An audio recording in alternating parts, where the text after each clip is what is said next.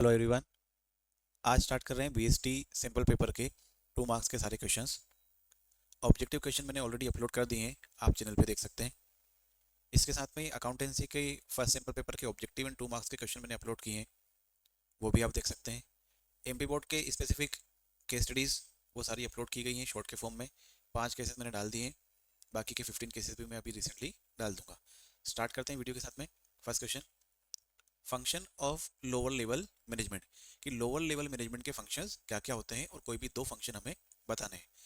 सो lower level management supervises workers, ये first काम हो गया कि लोअर लेवल का मैनेजमेंट जो रहता है वो क्या करता है, वर्कर को सुपरवाइज करता है एंड उनमें डिसिप्लिन को मेंटेन रखने का काम करता है। अपार्ट फ्रॉम दिस, वो ये इंश्योर करता है कि जो भी काम उनको दिए गए हैं, जो एम्प्लॉयज हैं, वो उनका प्रॉपर एग्जीक्यूशन करे अकॉर्डिंग टू द प्लान। कैसे होगा ये, वो एम्प्लॉयज को गाइडेंस प्रोवाइड करेंगे जो भी वो काम डेली बेसिस पे करते हैं उसमें, सो दैट जो काम हो रहा है वो इजी वे में होता रहे। Next question, what is social responsibility of management. So management की सोशल रिस्पॉन्सिबिलिटी क्या होती है।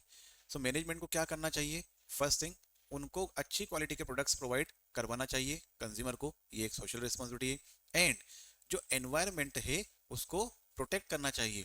और ये कैसे प्रोटेक्शन प्रोवाइड करेंगे, ऐसी मेथड्स एडॉप्ट करना है जो इको फ्रेंडली हो और जिनकी वजह से पोल्यूशन कम हो जाए।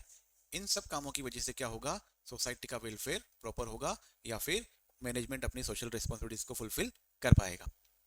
Next question, planning is an intellectual process, ये स्टेटमेंट दिया है और इसका अपने को एक्सप्लेनेशन प्रोवाइड करना है।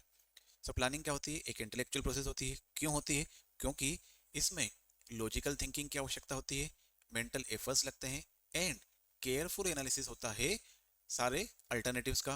एंड देन रेशनल डिसीजंस लिए जाते हैं ताकि ऑर्गेनाइजेशन के गोल्स को अचीव किया जा सके। Next question, planning is a dynamic process. So planning dynamic भी होती है बिकॉज ये एक कंटिन्यूस प्रोसेस है और कंटिन्यूसली इसमें एडजस्टमेंट की रिक्वायरमेंट होती है according to the change in business conditions, market demand and environmental variations, so that जो ऑर्गेनाइजेशन के काम है वो इफेक्टिव रहे और रिलेवेंट रहे। So planning is a dynamic process because जितने भी एनवायरमेंटल इश्यूज है उनके साथ में इसको डील करना होता है। एनवायरमेंटल से मतलब क्या, कि मार्केट एनवायरमेंट हो गया, लीगल एनवायरमेंट हो गया, बिजनेस एनवायरमेंट हो गया, या ग्लोबलाइजेशन से रिलेटेड सारे इश्यूज से इसको डील करना होता है।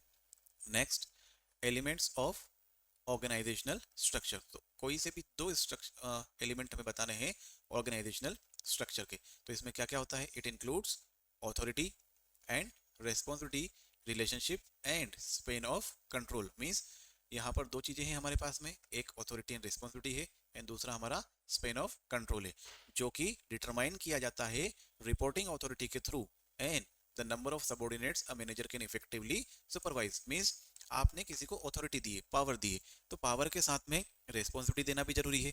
एंड स्पेन ऑफ कंट्रोल, मान लो कोई मैनेजर है, उस मैनेजर में कितनी काबिलियत है कि वो कितने सारे सबऑर्डिनेट्स को हैंडल कर पाएगा। तो ये दोनों चीजें कहाँ पर आएगी, ऑर्गेनाइजेशनल स्ट्रक्चर के एलिमेंट में आती है, या इसके एलिमेंट ये होते हैं।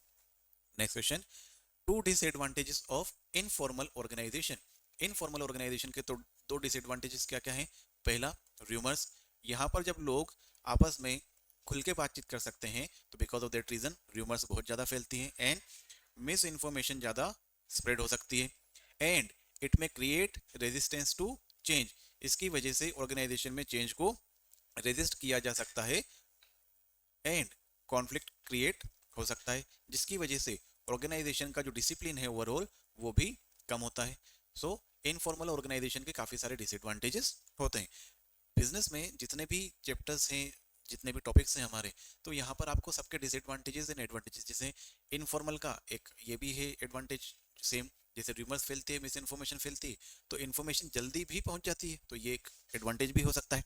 Next question, meaning of motivation. So motivation क्या होता है, मोटिवेशन रेफर करता है किसी को इंस्पायर करना या एनकरेज करना एम्प्लॉयज को, ताकि वो उनकी इच्छा से काम कर सके और एनर्जी के साथ काम करें and effectively towards achieving organisational goals with a positive attitude.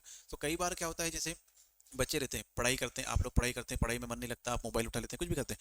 सो आपका जो पढ़ने का तरीका है उसमें आपको क्या होना चाहिए, आपकी इच्छा होनी चाहिए, विलिंगनेस होना चाहिए, और एनर्जी के साथ में आप कोई गेम खेलते हैं, बॉयज हो सकते हैं पबजी वगैरह खेलते होंगे, तो वो पूरे एंथुजियाज्म के साथ में उसको खेलते हैं। लेकिन सेम जब पढ़ाई की बात आती है तो वो थोड़ा सा कम हो जाता है। तो अगर आप पढ़ाई भी सेम एंथुजियाज्म के साथ में करेंगे, उतनी ही इच्छा से करेंगे, तो यू विल बी मोटिवेटेड, या ये कहा जाएगा कि आपके अंदर बहुत सारा मोटिवेशन है टुवर्ड्स स्टडीज। और इससे आपको क्या करना है, ये पॉजिटिव एटीट्यूड रख के काम करना है, मजबूरी में नहीं करना है, खुश होकर करना है। Next, what is meaning of feedback? तो फीडबैक क्या होता है? फीडबैक एक तरीके का रिस्पॉन्स होता है of the receiver to the sender's message, कि आपको किसी ने मैसेज किया तो आपने उसका जो रिप्लाई किया है वो क्या रहेगा, आपका फीडबैक रहेगा, showing whether the communication was understood correctly and helping improve communication effectiveness। तो सामने वाले ने आपको जो बात कही थी वो आपको समझ में आ गई है सही तरीके से, तो उसका रिस्पॉन्स आप देंगे, and this response is known as feedback. Next, characteristics of motivation. कोई भी दो कैरेक्टरिस्टिक्स हमें बतानी है। First, motivation is an internal feeling. तो मोटिवेशन कैसा होता है? इंटरनल होता है, that stimulates a person's act. तो मोटिवेशन की वजह से किसी भी व्यक्ति का काम करने का जो तरीका है वो स्टिमुलेट हो सकता है, वो इंक्रीज हो सकता है, उस पर इम्पेक्ट आ सकता है। And it is a continuous process, means motivation एक कंटिन्यूस प्रोसेस होती है, बिकॉज एम्प्लॉइज को हमेशा ऑन गोइंग एनकरेजमेंट की रिक्वायरमेंट होती है ताकि वो बेटर परफॉर्मेंस कर सके। Next question, difference between positive and negative motivation. So positive motivation में और नेगेटिव मोटिवेशन में डिफरेंस हमें बताना है। तो first, motivation encourages employee through rewards and appreciation. तो एम्प्लॉयज को पॉजिटिव तरीके से उनको रिवॉर्ड देके, उनको अप्रिशिएट करके, अगर उन्होंने कोई अच्छा काम कर दिया तो उनको रिवॉर्ड दे दिया, उनको बोनसेस प्रोवाइड कर दिए, उनको अप्रिशिएट कर दिया, या कुछ सर्टिफिकेट उनको प्रोवाइड कर दिया अच्छा काम करने का, तो ये क्या हो गया, आपका पॉजिटिव मोटिवेशन हो गया। आपने अच्छे मार्क्स लेकर आए एग्जाम में, आपके पेरेंट्स आपको कोई गिफ्ट दे दे, तो ये क्या हो जाएगा, पॉजिटिव मोटिवेशन हो जाएगा। नेगेटिव मोटिवेशन क्या हो जाएगा, आपने एग्जाम में अच्छा परफॉर्म नहीं किया, आपके घर वालों ने आपको punishment they the, so this will be your negative motivation, कि भाई पढ़ाई कर लो नहीं तो मार पड़ेगी। तो ये जो डर की वजह से आप काम कर रहे हैं, that is negative motivation. Next, importance of controlling. So controlling का क्या इंपोर्टेंस होता है? It measures actual performance and identified deviation from standard. So controlling क्या करता है कि जो एक्चुअल परफॉर्मेंस है और जो एक्चुअल रिजल्ट्स हमको मिले हैं उनके बीच में डेविएशन को आइडेंटिफाई करने में हमारी हेल्प करता है, so that corrective actions can be taken. तो जो एक्चुअल परफॉर्मेंस है और जो हमने अंदाजा लगाया था कि भाई क्या आ सकता है या क्या बना सकते हैं, उन दोनों के बीच का जो डिफरेंस है उसको करेक्ट करने के लिए हम लोग जो करते हैं, can be taken to ensure achievement of organisational goals. तो इन करेक्टिव एक्शंस को हम जब ले पाएंगे जब हम लोग कंट्रोलिंग करेंगे, अगर हमने कंट्रोलिंग नहीं किया तो करेक्टिव मेजर्स नहीं ले पाएंगे। सो इसके लिए कंट्रोलिंग बहुत ज़्यादा जरूरी होता है। Characteristics of controlling. सो अगर कैरेक्टरिस्टिक का क्वेश्चन आता है बिजनेस में, अगर आपको नहीं याद है तो then you can do one thing, आप एक लिख सकते हैं कि ये कंटिन्यूस प्रोसेस होती है, एंड देन आप लिख सकते हैं इट इज़ यूनिवर्सल। ये दो पॉइंट तो आपके हमेशा आ जाते हैं, अगर आपको नहीं याद हो तो, अगर याद हो तो अच्छी बात है, देखते हैं। So continuous is a sorry controlling is a continuous process, regular monitoring की जरूरत होती है, एंड इससे क्या होता है, ये फॉरवर्ड लुकिंग होती है, because it helps to prevent future deviation. तो भविष्य में होने वाले किसी भी डेविएशन को कंट्रोल करने के लिए हमको क्या करना पड़ेगा, कंट्रोलिंग करना होता है।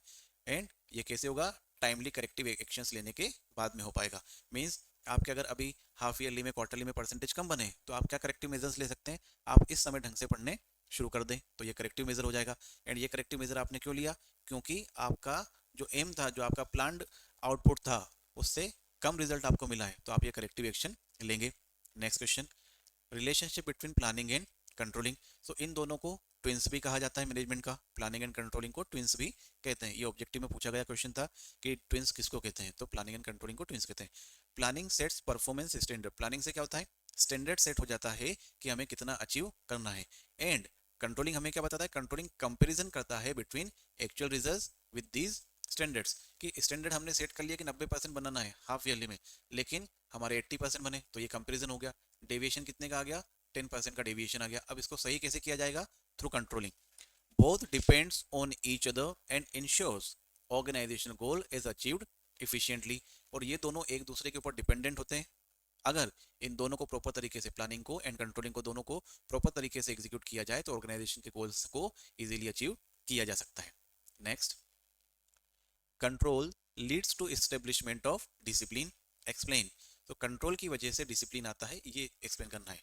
So control establishes discipline by ensuring employees follow rules, procedures and standards, reducing irregularities and maintaining orderly and responsible behavior in the organisation. So controlling में हम लोग क्या करते हैं, कंट्रोल में क्या करते हैं हम लोग कि जो भी रूल्स रेगुलेशंस या पॉलिसीज ऑर्गेनाइजेशन ने बनाई है उनका हम लोग सारे एम्प्लॉयज उसको प्रॉपर्ली फॉलो करें, ये इंश्योर किया जाता है। और जब ये इंश्योर हो जाता है तो इसकी वजह से क्या होता है, इरेगुलरिटीज कम हो जाती है, सारी चीजें ऑर्डर में आ जाती है एंड एम्प्लॉयज का बिहेवियर ऑर्गेनाइजेशन में रिस्पॉन्सिबल हो जाता है। That will ultimately lead to achieving organisational goal easily. Next, what is meaning of over capitalisation? So over capitalisation कब होता है, जब एक company raises more capital than required. So capital की रिक्वायरमेंट 10 के है एंड रेज कितना कर लिया, 12 के कर लिया। So it will be over capitalisation resulting in lower earning and inability to generate adequate returns for share holder. So जब कैपिटल को ज्यादा रेज कर लिया जाए रिक्वायर्ड कैपिटल से, in such case over capitalization होता है।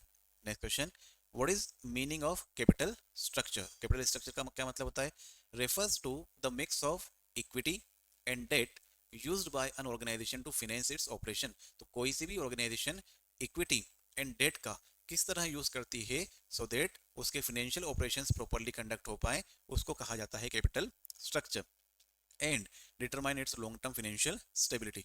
तो इक्विटी एंड डेट इन दोनों के थ्रू ऑर्गेनाइजेशन अपने फाइनेंस को मैनेज करते हैं एंड लॉन्ग टर्म की स्टेबिलिटी को आइडेंटिफाई कर पाते हैं। Next, meaning of branding. तो ब्रांडिंग क्या होता है, branding means assigning a unique name और सिंबल और mark to a product so customer can easily identify and differentiate it from competing product in the market। तो ब्रांडिंग में हम लोग क्या करते हैं, प्रोडक्ट को कोई अच्छा सा नाम, यूनिक नाम प्रोवाइड करते हैं, उसको एक सिंबल देते हैं, मार्क प्रोवाइड करते हैं, जिसकी वजह से कस्टमर उस प्रोडक्ट को बाकी दूसरे प्रोडक्ट के कंपैरिजन में आसानी से पहचान जाता है and this is what branding is. Next, two functions of labelling. So labelling के क्या क्या काम होते हैं, फंक्शन क्या होते हैं? सो फर्स्ट, इससे हमें प्रोडक्ट की इंफॉर्मेशन मिल जाती है कि उसमें कौन से इंग्रेडिएंट्स हैं, उसको यूज किस तरह से करना है and helps consumers identify the product quickly and accurately. तो प्रोडक्ट की पैकेजिंग की वजह से हम लोग उसको आसानी से पहचान जाते हैं। कई बार छोटे बच्चों को देखा होगा आपने, वो किसी भी प्रोडक्ट को आसानी से पहचान जाते हैं। मान लो डेयरी मिल्क चॉकलेट है तो वो पहचान जाते हैं, तो उनको पढ़ना नहीं आता, लेकिन उसकी पैकेजिंग की वजह से वो पहचान जाते हैं भाई ये वाली चॉकलेट है, या पर्क हो गई या मंच हो गई, कोई सी भी हो गई। Next question, meaning of consumer. So consumer कौन होता है? Consumer is a person who buys goods और services for personal use and consumption and not for resale. तो कोई भी ऐसा पर्सन जो प्रोडक्ट्स को बाय करता है या सर्विसेज को बाय करता है फॉर पर्सनल यूज और वो उनको रीसेल नहीं करेगा, दिस इज द कंडीशन, उसको कहा जाता है consumer. Next question, levels of consumer forum. तो कंज्यूमर फोरम के कितने लेवल होते हैं? तो there are 3 levels of consumer forum, district commission, state commission and national commission. हर एक कमीशन स्पेसिफिक केसेस को मॉनेटरी लिमिट्स में कंट्रोल करता है। तो ये सारे आपके 2 मार्क्स के क्वेश्चन थे। 3 मार्क्स एंड 4 मार्क्स के क्वेश्चन हम लोग नेक्स्ट वीडियो में करेंगे। वीडियो अगर आपको अच्छा लगा हो, चैनल को सब्सक्राइब कीजिएगा एंड वीडियो को शेयर कीजिएगा अपने फ्रेंड्स के साथ में। Thank you.